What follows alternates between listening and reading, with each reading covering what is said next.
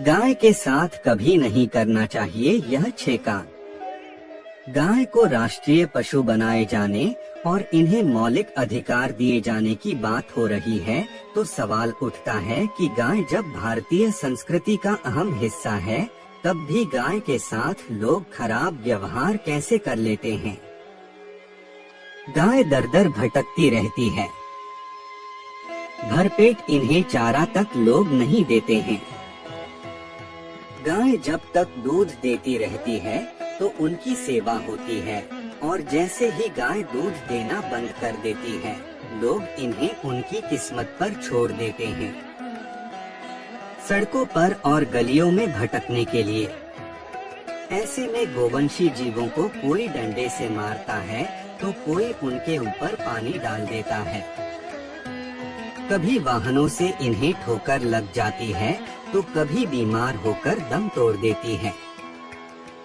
ऐसे में जरूरत इस बात को जानने की भी है कि गाय को लेकर शास्त्रों में क्या कहा गया है। गाय के साथ आपको कैसा व्यवहार करना चाहिए। ऐसा करने से पाप का भागी बनता है व्यक्ति। गाय को कभी भी मारना पीटना नहीं चाहिए। शास्त्रों में गाय को माता का दर्जा दिया गया है। गाय को मारने पीटने वाला माता को मारने पीटने वाले के समान पाप का भागी माना गया है। ऐसे लोगों को घोर नरक में वर्षों तक कष्ट भोगना पड़ता है। अगले जन्म पशु योनि में जन्म मिलता है।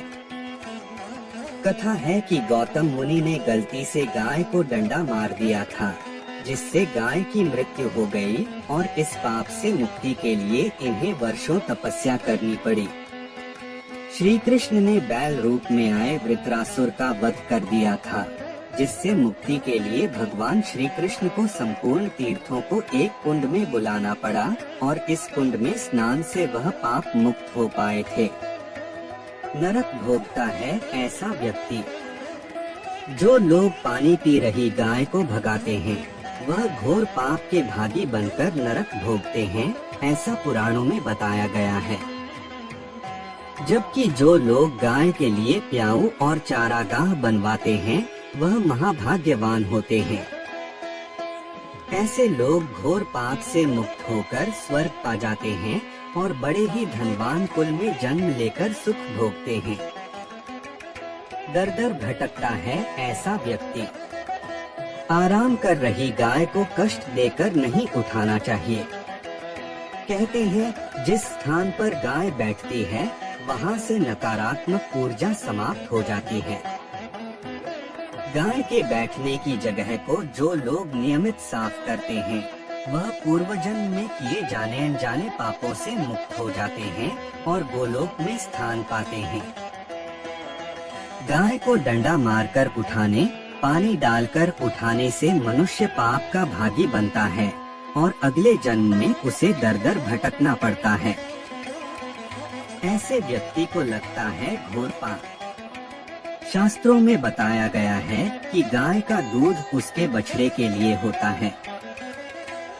गाय के बछड़े से बचा हुआ दूध ही मनुष्य को लेना चाहिए। लेकिन कुछ लोग एक बार गाय को दूध लेने के बाद फिर से बछड़े के लिए बचा हुआ दूध भी दूह लेते हैं।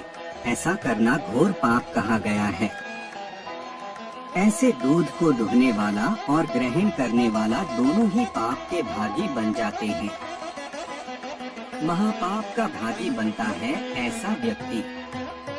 शास्त्रों में कहा गया है कि गोवंश यानी गाय और बैल के पीठ पर नहीं बैठना चाहिए। इनकी पीठ पर बैठने से महापाप लगता है। ऐसे लोगों को नरक की यातना भोगनी पड़ती है।